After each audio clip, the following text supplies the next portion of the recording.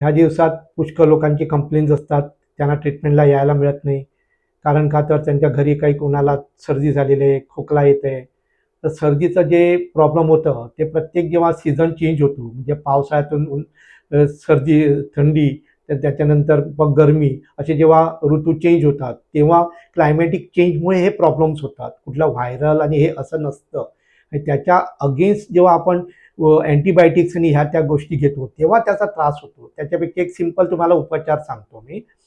तुळशी घ्यायच्या 50 पानं, त्याच्यात साधारण एक 10 एक तुम्ही मिरिया बोलतात ना, ते मिरी घालू शकतात.